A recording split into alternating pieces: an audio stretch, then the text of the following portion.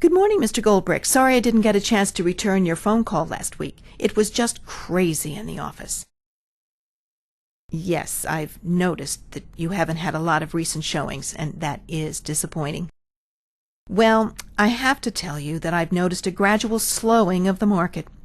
Often happens when we get into the middle of summer and everyone's on vacation.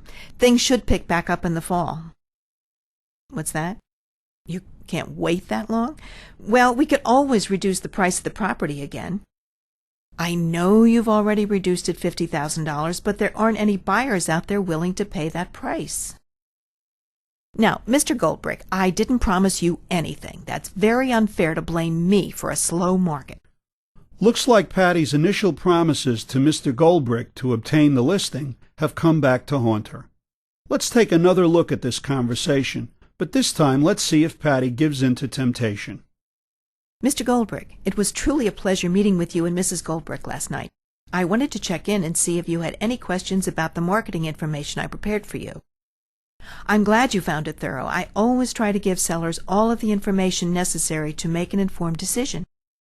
As I told you last night, I think this is the perfect time to list your property. Buyer activity has definitely picked up in the last couple of weeks with the nice weather.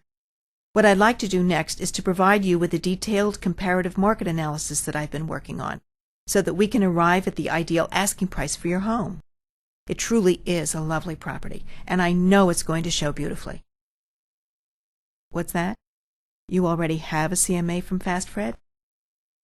Well, I didn't know you were interviewing other brokers, and quite frankly, I think that's an excellent idea. After you've compared the level of service offered by other firms, I think you'll find that our firm is going to be the right choice for you. What I'd like to do is to drop off my CMA for you to review. No, Mr. Goldbrick, not every CMA is going to arrive at the same suggested asking price. Remember that a CMA is simply an effective tool that you can use to decide what to ask for your property.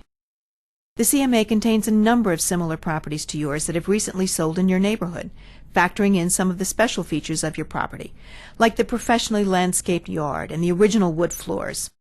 Ultimately, what is going to determine what your property will sell for is the market, and finding the buyers who recognize the value of your property. So why is the finding of the right asking price so important? Well, obviously, if we price your property too low, that's not going to benefit you.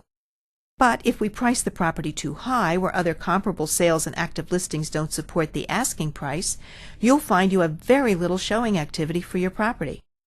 This is the spring market, and you don't want to risk having your property simply sit without any offers.